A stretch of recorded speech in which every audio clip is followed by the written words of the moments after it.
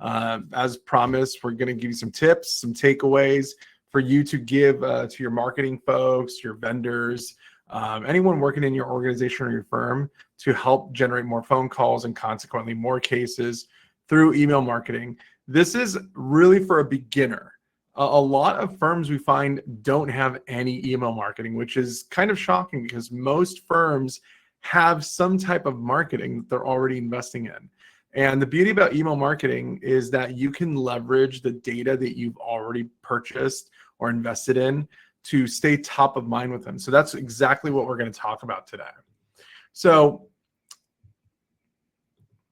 I want to first go through a few scenarios here. The most common scenario that I see with attorneys, when they generate leads, whether they buy leads or they have their own marketing campaigns like Google campaigns or Facebook campaigns, or maybe they're on a directory with FindLaw.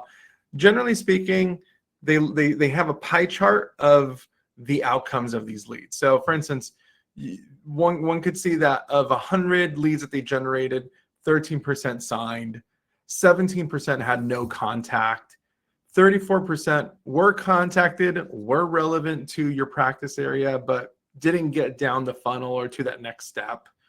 10% were, let's call them junk leads. They weren't relevant to you at all. They may have been missed dials.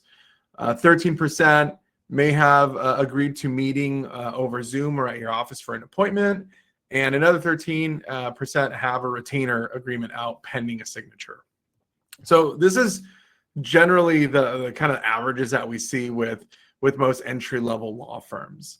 And so it doesn't really make sense to contact the ones that are signed or pending a retainer signature or the ones in an appointment, because the reality is there's probably already a process for which you're following up with them.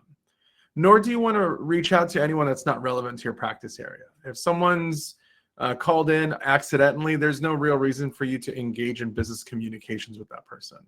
So I really want to focus on these right here. The no contact at 17%, the relevant people at 34%. They make up about 51% or a little over half of all of your leads.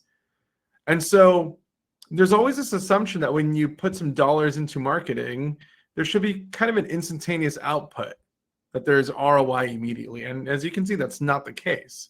In this scenario, 13% are signing, presumably another 26% have the potential of signing.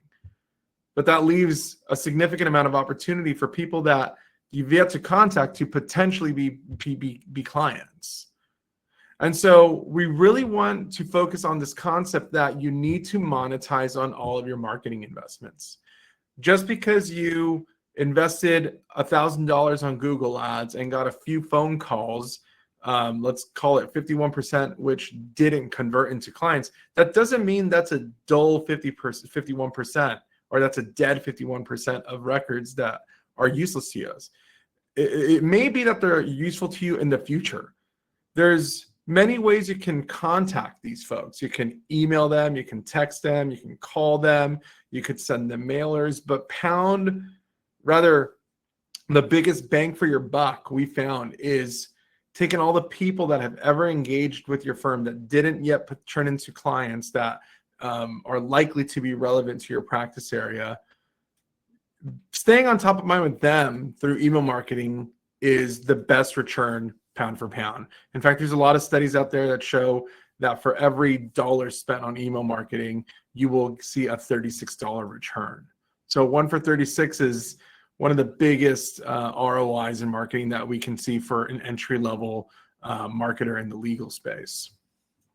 So that being said, I do want to introduce our guest. And let me pull up my notes here. So you're just gonna have to cut my editing out. Like, I gotta dry them out. Noted. Sorry. All right, so our guest today is Wendell Jean-Jewel. He's based in Dallas. He's been in the business for over 14 years.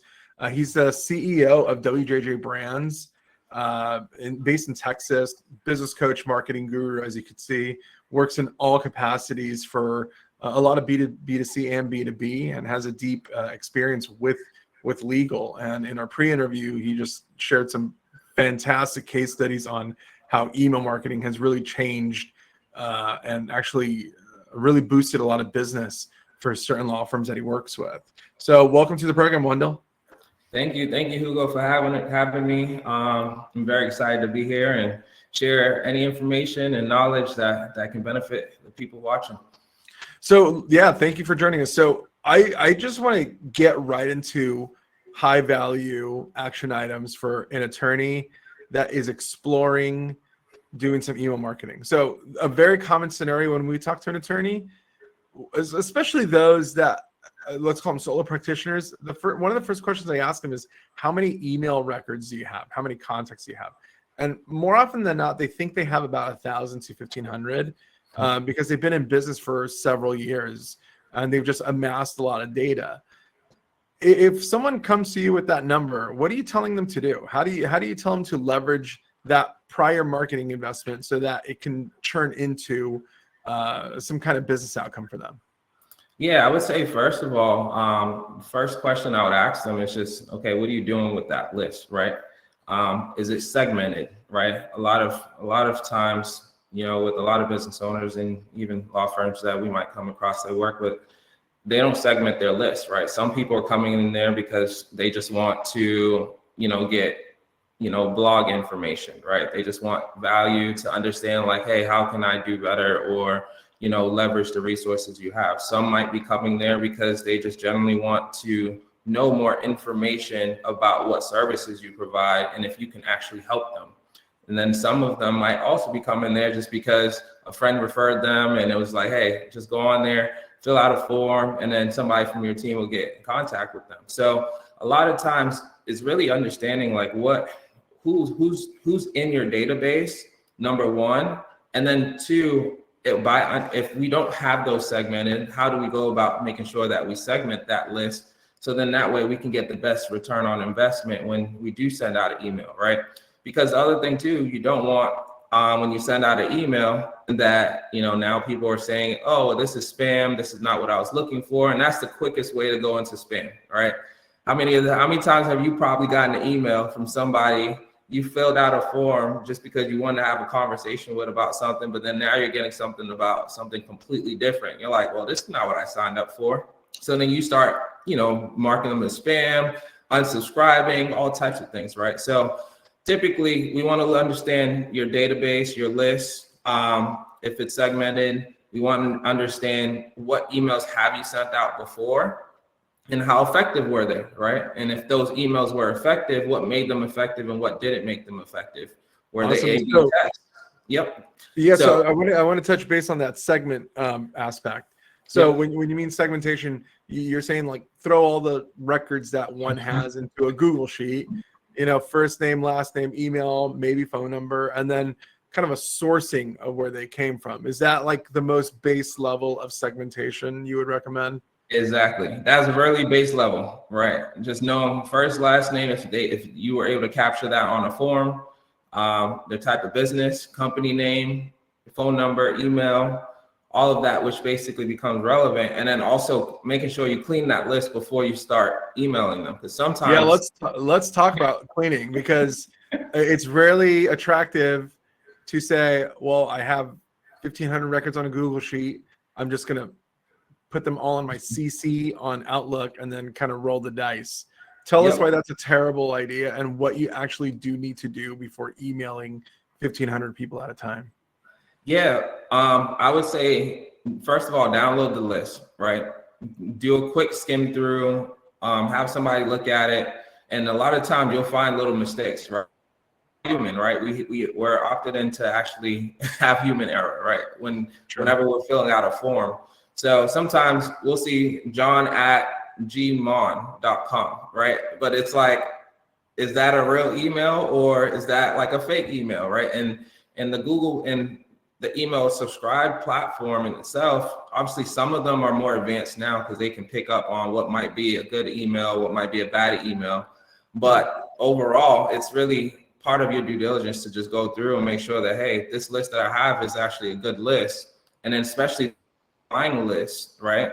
That's a whole nother ball game, because you don't know if that's a good list, if it's already been, people didn't really want people to use those emails, and then getting approval to use them. So all these other, legal aspects, right, of making sure that the list that you do have is a true valid list, that people actually came in, they subscribed and said, yes, I actually want to get your emails.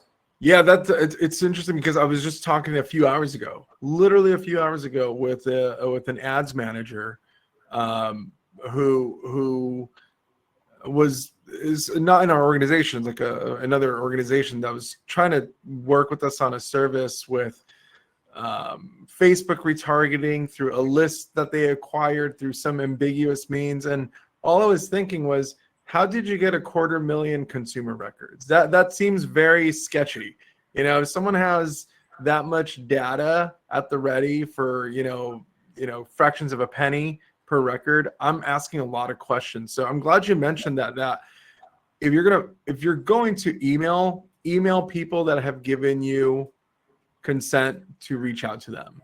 Yep. So like when you were talking about the segmentation, people that read your blog or read an email or saw an ad or had at some point saw your stuff online and just gave you their contact info with consent, then you can absolutely reach out to them. And then the second part where you said cleaning up, what are the services that you use to upload a list that, let's call it 1,500, and then for a system to kind of clean out the junk emails, because doing it manually would be near impossible for most people. So what are the services that you use to scrub records before they get emailed out? Yeah, so there's a few. So and I can throw out at least probably like top three. So Zero Bounce is a pretty good one. You can upload literally everything in there, like your entire list, and it'll scrub it. We have our own white label software as well that literally. I'm sorry? That's very cool. We should use yours. Oh yeah. Which basically we can upload in there, and it'll tell us, hey, you have a bad lead, or it'll put it in a separate categorized option. Then there's email list verify, which is a really popular one as well. A lot of people are using. And again, there's platforms out there that really you can leverage to go through and just kind of test out and see what actually works and what doesn't. Love it. All right. So in this case study, this kind of like scenario where we have 1,500 records. Yep. We're assuming all of the records have opted in to, rather have consented to you reaching out to them. Then you put them in an email cleaning service. Yep. For 1,500 records, we're looking at what, maybe $15, $20 to clean the whole thing. Exactly. On the high end, right? So then those 1,500 records, after they're cleaned, let's say it goes down to 1,200. Let's just say 20% of the records you have are junk, that they're not deliverable. So now you have a net 1,200 records that you can email. You can now say, okay, these have never been clients before, but we're going to churn them into clients at some point in the future by just emailing them regularly, whether that's every other day, every week, every month, every 2 months. The idea is that regular communication with that clean list will eventually yield clients, because you're going to be top of mind, and presumably because these people came in with some interest of your services at some point. So they have that list. What's like the most entry level email service that one could buy? Yeah, so there's a few out there, and I guess I'll give you the top two. So I'm sure everybody probably has heard of Mailchimp. They've had like their free version for years, right? Of, you can have up to 500 something contacts and be able to send out. Obviously, they've changed their business model a little bit, but it's a pretty good one. HubSpot, they give you a certain number of emails that you can obviously market to for free. And Omnisend, which is also another one that we're also partnered with, and they do a pretty good job. They have a free option as well, where you can also generate leads, create forms, and then basically systemize a lot of your email marketing strategy. That's cool. So Mailchimp, HubSpot, and what was the third one? Omnisend. So they offer different levels of service, different pricing, different structures, but ultimately they give you the net result, which is the ability to upload list and sent a bunch of emails at once. So and track. Yeah, That's what you need, right? Data is the most important aspect to it, tracking it.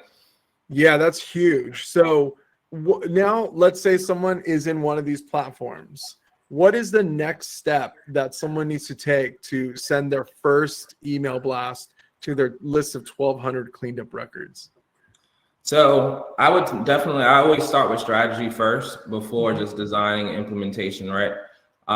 So the strategy would be, okay, we have this list. What is the goal, right? Set some clear objectives on what that goal is of what you want to obtain by sending an email blast. To understand who's the audience that you're going after, right? Because you don't want to just be sending an email and you don't have an idea of who that audience or that market might be, because then you're not going to get any good open rates or even click-through rates.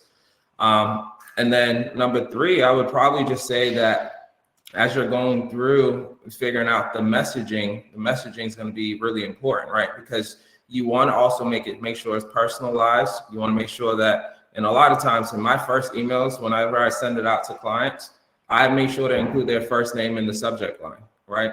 Like, hey, John, or like John, comma, let's connect, let's grab coffee, right? So then that way, when they see it pop up, it's kind of like, oh, this person addressed me by the first name.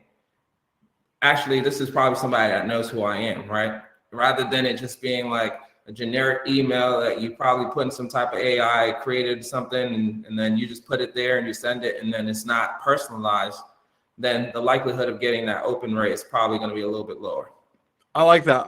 I couldn't agree more with all those points, because we leverage nearly identical strategies. I love the strategy. First, I'll speak to what we do with our clients in our program. Our strategy is, more often than not, they have this list of records. They have the email service that we manage for them. It's newsletters. And what we try to do is, to the best of our abilities, we write local content or state-specific content. Because I feel like when we talk to, like, especially injury attorneys, they think that consumers want to read about car accident laws and car accident news. And it's like, consumers don't want to read about that stuff in their email. They want to read about your involvement in the community. They want to read about what charity you just sponsored, the soccer balls that you branded for a particular high school. They want to read about your new office. They want to see pictures and videos of your new office. They want to see happy clients. They're not just ready to be sold and just dumped with a lot of, candidly, a bunch of boring legal information that's only interesting to attorneys. So I think that's one strategy that we love to recommend when we do email marketing. It's make yourself just kind of a local identity in someone's inbox. And then, yeah, please go ahead. I agree with your points. One thing that I also want to throw in there, as far as a strategy that we typically use as well, and we kind of call it our own email marketing strategy, which is called the fear of missing out email campaigns. Which is the FOMO email marketing strategy, right? And the reason being is that a lot of times, right, when you think about the actual consumer and their buying decision, right, a lot of times, you probably meet a client for the first time. They're like, hey, I just want to get a whole bunch of leads, right? And normally in that first instance, it's like, okay, yeah, well, we can do this for you. And then, it can probably get you this result. But a lot of times it's not the first engagement, it's the continuous engagement, right, that happens. And through that, typically when we're building out a workflow cycle, which we can probably talk about if we have time, that workflow cycle is, okay, hey, somebody filled out a form, or we already have this lead. In your scenario, let's use the example, you're using 1,500 leads. We already have it. We haven't emailed them. It's been a couple of minutes. It's been a couple of weeks since we've emailed this list. Let's do an introductory email, right? Introduce ourselves, let them know, like, hey, we're here. Here's some information about us. Like you said, here, we just had a grand opening. We're doing a giveaway. We're doing whatever it is, right, that's happening. And then the next one is, hey, I got a client named John Doe, who came to us, and he was in a car wreck, and we were able to help him save X, Y, and Z number of dollars because he hired the right attorney. We understood his case. We understood this. We did this, and this was our process. And now he's walking away with the big settlement, and literally this could be you if you don't. And again, this also comes back down to understanding why they are contacting you. If they filled out a form saying, hey, I need your services, right, then that journey that you're going to take them through, you want to make sure it's kind of a solid journey that allows them to know, like, hey, we're the real deal. You probably just heard about us, but now I'm going to give you more information, right? I love that. Like, it's using the content as a way to help close. And that's, I find that not just attorneys, but I find that anyone exploring like marketing work, there's an assumption that the content is what helps transact. And oftentimes the content just adds more credibility to an existing sales relationship. So who's going to sell something at a higher rate? That one person that does one sales call and sends one text message? Or is it that one salesperson who has one sales call who sends 5 emails, 5 texts, and runs 5 ads to remind that person that that person is the best person to hire? It's obviously the latter. And that's why I'm a big fan of the more is more kind of a marketing mindset. It's not less is more. You have to be everywhere all the time to win, like non-negotiable, right? And I love this FOMO aspect because now you're getting into like the psychographics. So it's like there's ways you can get into like the customer journey. There's newsletters. I mean, we love even running like giveaways. Like especially in the Hispanic market, we love giving away tickets to events that are really popular in a particular metro area. So there's so many ways to iterate. But one thing that I want to go back to is like, no matter what you send, there could be 50 different email ideas, but the most important thing is put the first name in the subject line. Can you expand on that? Yeah, so the first name and subject line is so important. One, because if they never opened your email before, it's probably because they didn't feel like there was some level of relationship there. And the moment you kind of mention something that resonates with them, or maybe you had a conversation with the customer, obviously you can make literally segments within your email list and say, hey, this is I met this person at this event, right?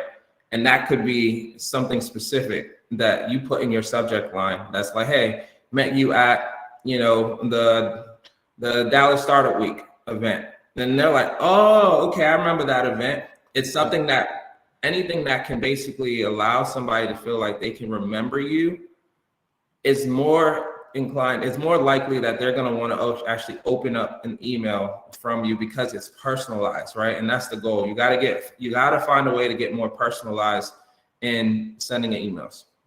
Yeah. Oh, the other thing too, I'm going to mention to the last thing you said is, like you said, be everywhere, right? And the importance behind that is before it used to be studies show that you needed to at least have 6 touch points, right? Before somebody can actually remember you. Now, in today's society, in this time frame that we're in, we need at least a minimum of 9. So if you're not even getting close to at least getting in front of somebody at least 9 times, there's a high probability somebody else is, and they're probably getting that business. Yeah. I couldn't agree more, man. We see it on the B2B side. I think B2B was 20 a few years ago. Now it's 32. It's crazy. Yeah, it's like it's just more competitive. It's just noisier. I mean, look how many things we have like in our desks. Like there's 9 million distractions, digital, non-digital. That's a great point. And so that being said, the frequency. I would love to just talk shop. Like, what do you guys do with attorneys? I'll share some numbers. How many times do you send emails for your attorney clients? Yeah, so it depends on the strategy and the approach, of course. So in the initial stage, the moment somebody, if we're talking about not the 1,500 list, but a new lead comes in, typically you want to email them like the first 3 days, and then kind of dwindle it down to every other day, and then to eventually probably every 7 days, and then eventually just add them to a newsletter if they're not engaging. And then essentially if they re-engage at that point, and then again, they go through back to that same cycle again. And so typically that's where we are right now when we typically create emails. You want to kind of get them right away because they come in hot, right? So you don't want to lose the momentum in that initial stage. You want to be able to get in front of them as quickly. So then that way you can kind of build that rapport. So then you have back to that multiple touch points at that point, whether it's email marketing or any other form of marketing that you're doing. So then that way it becomes easier for them to remember you when they actually need you, right? Because top of mind is obviously where you're going to get the most business, right? When they need you at that moment, you want to make sure that, hey, at least I had that email go out and it reminded them, and they won't forget that, oh, you know what? I remember Hugo sent me an email about X, Y, and Z. Then they're going to be like, okay, you know what? I needed his service. I need to reach out to him. There it is. I mean, that's the goal. It's not that 51% of leads you couldn't monetize them at that moment. It just means that at some point you can turn that into business. And one of my favorite like trends that we see on the email marketing side is that whoever we email, more often than not, when they call back months later, it's typically not them that's calling for themselves. It's that they shared this email with one of their loved ones, like a friend or family relative, neighbor. And it's because of those emails that a referral happened.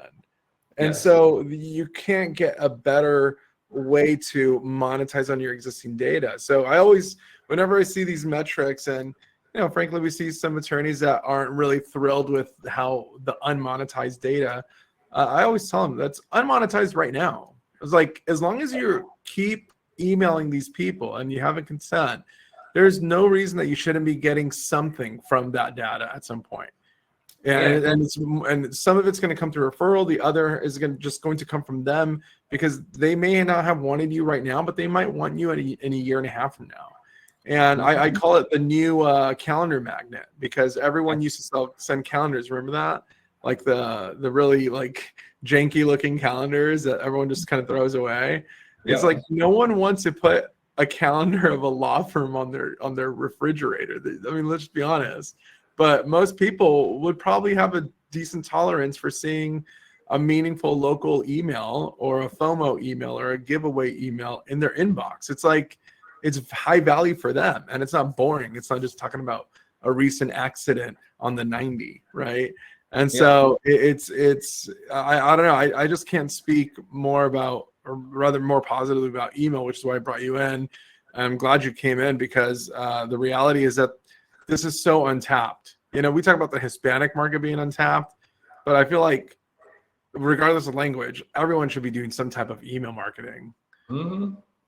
Oh, 100%. And I agree with you on that. And part of, to your point, is what we call is lead nurturing, right? Once that lead comes in, how do you nurture that lead, right? Typically there's 3%, right? In the world that we're in, when we analyze our data, we typically see about 3% are impulse buyers, right? They're ready, they're past the stage, like they need you now, right? So it doesn't matter like what you're gonna tell them, they need your service, they found you, can you help me, right? Then you get to that 97%, a lot of that is lead nurturing, right? It's, did you pick up the phone and call them? Did you email them? Did you respond to a text that they sent? Did you essentially follow up with them, right? Did you essentially, tie something that's personal into it, right? For them to actually continue to engage with you, right? So there's so much more that goes beyond that. So, especially anybody who's planning out email marketing, is really important just to also understand, like, hey, how do I, like, over 6 months, like, what level of interaction do I need to have with whoever is coming into my database, right? And then get down to the place of where you can also capture more data. So for instance, like for some of my other clients, we capture birthdays, right? Birthdays is a whole nother thing, right? Imagine getting an email on top of the month. It's your birthday in August. My birthday is this month. I've already gotten emails this month saying, hey, your birthday is coming up. Here's $5 off, right? These are the things, right, that, and I'm not saying to discount your service or your product, but it's important. Like these are how people remember you, right? I'm like, oh, wow, they remembered my birthday, and they know my birthday's coming up this month. And you can kind of tailor your strategies around like, when do I give an offer, right? Do I wait until their birthday and give them something, or, reach out and say, hey, as a birthday gift, if you know somebody or a family member that's going through something, we can basically service them and give them, our full service the same way we would service you if you are already a client, and just be able to be of service to them. Like, that's how you kind of incorporate your business in a way where it's not too salesy, because you want to kind of stay away from just being very salesy, but very, again, in the middle between personal and also, educating people about what you do. That's like, I'm gonna draw this out in this little postcard I have here. So there's like this idea. Oh wait, it's trying to follow my. Yeah, I can see the sign. That didn't work. All right, we're gonna have to edit that. All right, so it's inquiry all the way to signing, and that's just not how the marketing world works, right? It's more like this. It's more like this, where it's just a squiggly line with a bunch of journeys and a bunch of interactions and a bunch of people that are kind of hot to talk to you and then annoyed by you. And ultimately, this journey could be a week or it could be 2 years. Yep. Right. And it's all contingent on how much effort you put out. So email marketing being one of many channels, aside from intake, follow-up, text, follow-up, retargeted advertising, essentially all the social media. Like if you follow them, birthday emails, birthday messages, that's the journey. That's really what the customer journey looks like these days. I mean, I don't know what your thoughts on that are. That's not as binary as many people think it is, where it's just dollars in, rather dollars out and results in. Exactly. And I think typically anybody who's selling that approach of like, hey, I'm just coming in making you $1 million just because I'm gonna take your email and just like off one email make you $1 million. Typically that's not happening, because again, it's not that straightforward, right? A lot of times it's some people are not going to open it. It might take the second email for them opening your email for them to actually engage. It might take the third email before they can actually engage, right? So, and that, again, that timeline, is going to be different for every email person that you have in your email list.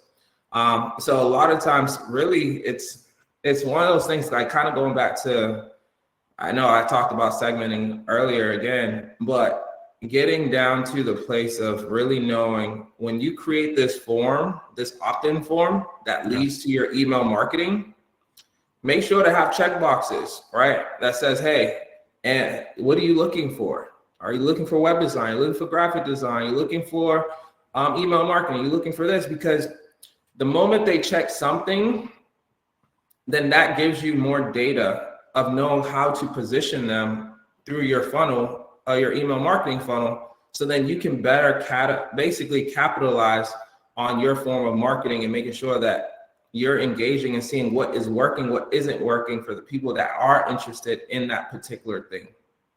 I love that, man. Wendell, yeah, I couldn't agree more. I want to recap some of our talking points today. And again, I'm sure there are like sophisticated marketers on today's program watching, and firms that probably have a robust email marketing system. But this is really for those that are just now exploring this, that hopefully can now see the value of why they need to do this. So to recap, if you're investing in marketing, you probably have a bunch of emails in your ecosystem. You probably have like a few Excel sheets and Google Sheets and Google ads and Facebook ads, and you've got a bunch of emails. You need someone to consolidate them all into a Google Sheet. Let's call it 1,500. Then you're going to clean up that list through a service like Zero Bounce or some list verification system, because you're going to upload it, and then out on the other side is going to come out all the clean emails that you can actually email. So let's say you get a 20-30% reduction, because that's typically what we see in email cleanup. Yep. Then you're going to pick your email platform, go with something entry level like Constant Contact or Mailchimp. It's a few bucks. We're talking less than $20 a month. Then you're going to have a strategy. What are you going to email? Are you going to email like a customer journey or some FOMO copy or local email, or you can do recurring giveaways or all of the above. And then you want to use their pre-existing templates because it's just so much easier. When the work is already done, you just need to type in a bunch of cool copy. And really, you want to be frequent. This isn't just a one and done shot and hope for the best. The results come from the frequency of it.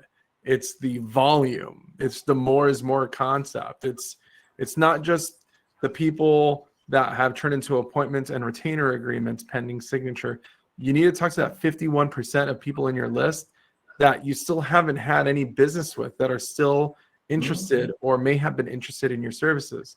They're going to either refer your name out to somebody else or use you guys themselves if they continue seeing your regular communications with them.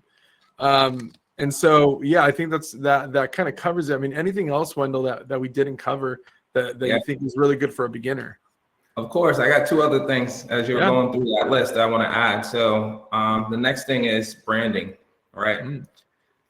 That's really important, right? Again, part of you building that brand repetition and having those touch points, the touch points are in relation to your brand, right? So if you're not having those, if you're not including your logo in the email, including your email or including something that has, your branding in there, and then obviously you're missing out on that repetition of somebody remembering you, right?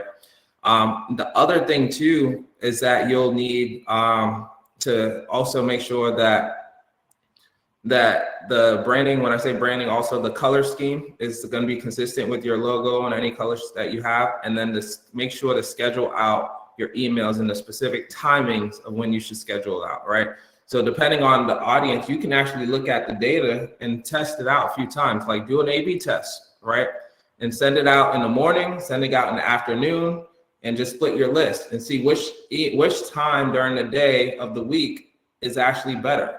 And if you get better open rates and more engagement during the afternoon at a specific time compared to the morning, then now use that as actual data to actually start sending out more emails around that time frame. So then that way you're hitting more inboxes and getting in front of more people. So those are the only things for me. Yeah, I love that, Wendell. Well, thank you so much for hopping on today's call and kind of nerding out with me about email marketing for attorneys. I know this space so well, to the extent that it's so vital. I think email marketing is just as important as now having a website. Yes. It used to be that, you need social media, you need a website. That is all true. I fundamentally believe in this hyper competitive environment where it's never been easier for someone to start advertising as an attorney, even on their own, using Google AI's like self-serving tools. It's never been easier to advertise, to be in the market. Thus, it's just more competitive. So you just need, to Wendell's point, you need those additional touch points. It's 50% more touch points than just a few years ago. So, I hope everyone takes a lot of value and takes a lot of takeaways from this that they could apply today. And if you're really kind of stuck between like where to start, feel free to email Wendell. Lily, do you mind putting his contact information up? So Wendell could be found at hello@WJJ Brands. He's also on all the socials, as you can see. As always, you can always contact me, Hugo@Abogados Now, if you ever want some guidance there. The reality is that most attorneys can't do this on their own unless they could somehow magically create 5 hours extra per week in their schedule, which many can't. But so that's where leverage comes into play. You need to get staff, virtual assistants. You can get professionals that work with Wendell's team or my teams or any other marketing organizations that can really help you focus in on this one particular email channel. And the reality is, you can reach out to us as needed. Wendell, what other projects and organizations are you part of? Yeah, so I guess for us right now, one of the big things that we're doing, which again, we're very big on providing value to the community as well. In May, we launched our Hustler Growth Summit. So we have our in-person summit event that's happening in November, targeting professional service business owners. We have 6 free virtual Hustle to Growth Summit events that are happening leading up until the November event on the third Wednesday of every month. So that next one that's coming up is going to be called The Art of Market Seduction, Crafting Irresistible Offers to Attract and Convert High Quality Leads. So if you know, or if you are someone that is struggling to create an irresistible offer that really, again, back to how to create emails and creating the right messaging around that, this was probably one of the events that you want to be able to attend. It's going to be virtual. You can attend virtually, and it's only about 90 minutes long. So yeah, it's going to be a lot of value. And then we have the Elise Legacy Program, which is our nonprofit version of what we do when we support young adults from 11th grade all the way through college, and we provide free resources. It is self-funded through us, through our organization. So every client that works with us, a percentage of the proceeds goes to that organization. And then we get to go out and do great work and also provide free therapeutic counseling to young adults as we help them create and build their future businesses. So that's basically it for us right now. That's basically it. You're just out there ruling the world. No big deal. Awesome, Wendell. Thanks for sharing all your insights, and all your recommendations. Super appreciated. And that's all for us now. Thank you to our webinar team, our B2B team, everyone that helped produce this particular event and all of our past and future events. And have a great day, everyone. Bye. See you guys.